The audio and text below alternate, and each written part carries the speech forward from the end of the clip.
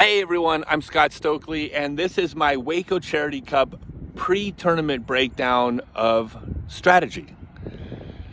Now, one interesting thing about the course here in Waco is that it's actually two distinctly different courses, exactly 9 holes each. There are 9 holes in the woods, 9 holes out in the open, and in the open holes, they use out of bounds to create the majority of the obstacles. So I'm going to talk about both of these separately because they both involve different types of strategy. So we're going to start in the woods. I'm going to throw all 9 of the holes in the woods sidearm. Now, that does not mean that it is not a balanced course. There are left to right shots and right to left shots as well, which means in a perfect world, you would throw 50-50 backhand sidearms. The reason I'm going to do this is because it is a more conservative play for me. Just to give you an example, there's 2 par 4s that are right to left shots, a backhand hyzer throw. They're par 4s. You throw a right-handed hyzer, you throw it out to the fairway 300 feet out, you have a couple hundred feet down the fairway to get to the basket. I'm estimating, but reasonably, that's how you would birdie the hole. The reason I'm going to throw a sidearm and hyzer, even though it's not technically the right shot, is because I have to take into account the fact that I'm more accurate with my sidearm than my backhand.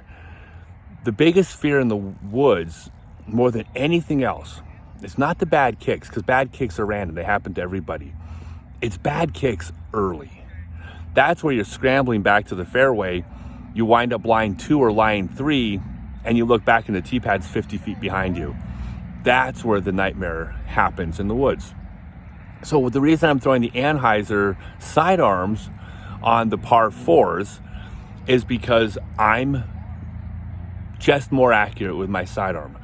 I am going to virtually assure myself of making that first gap, which means if I hit trees, it's going to be farther down the fairway.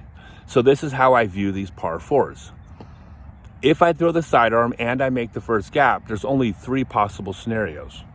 One is I pure a shot and I land out in the fairway. Best case scenario, I can then have a reasonably decent chance of throwing an approach shot to the basket for a birdie 3. Or which is more likely, I'm going to make it far down the fairway and then hit a tree. If I'm lucky, that kicks into the fairway. I have a reasonable shot of throwing it up to the basket, getting my birdie 3. Worst case scenario, if I split the first gap and hit late, is that I kick into the woods.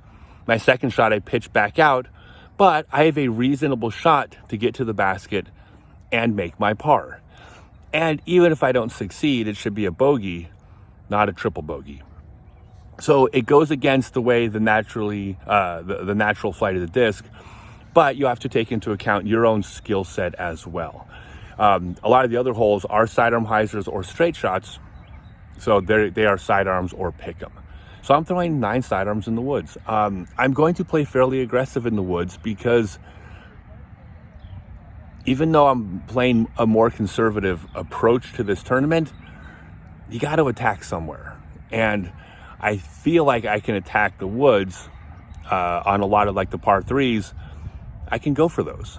If I mess up, I'm going to hit a tree down the fairway, get my par. So definitely going to be aggressive in the woods. Total game changer out on the open holes. There are 4 holes out here where distance is going to play a much bigger advantage. Well, actually, maybe even 5. On those holes, I'm going to concede that I'm not birdieing those. Actually, on I think all of them except for hole 2, like I could get there if I really get a hold of it. It's not worth the risk for me. What I'm going to do is make sure I land in the fairway on those holes. If I can par all 5 of those holes every single round, I maybe lose a stroke or 2 a round to some of the top players. But that's okay. I'm conceding those areas. I just don't want to get bogeys and lose 4 or 5 strokes, and then what chance do I have? So I'm going to concede those, try to make my strokes in the woods. On the holes that I can reach, I'm trying to birdie. but I'm still going to take a more conservative line. I am not attacking this course recklessly like I tried to do in Vegas last weekend on the first and then the second round for, strategic reasons, but it blew up in my face. That's not what I'm doing. So I'm attacking the woods. I'm going to play conservative in the open holes, and we'll see how that goes. Now, all that kind of goes out the window because we are going to have extreme conditions on Friday. It's going to carry over into the weekend, but Friday is going to be probably raining, temperatures in the 40s, and winds of 20 to 25 miles an hour that are steady with gusts up to 45 miles per hour. So every piece of strategy I just talked about is completely thrown out the window on Friday. That's a whole entirely different game. So my strategy I'm just discussed is for rounds 2 and 3. Friday's different. And instead of talking about the strategy of how I'm going to play here on Friday, I'm going to make an entirely separate video about how to play in extreme conditions, because that doesn't matter what course you're playing at. The way I'm playing the course here on Friday is exactly the way I would have played Vegas in those conditions on Friday, Maple Hill on Friday, USDGC on Friday. Extreme conditions, you play one type of golf, virtually independent of where you are. So there's my strategy for the tournament. I feel really good about my chances out here. I really, truly think this is one of the courses that I could score on.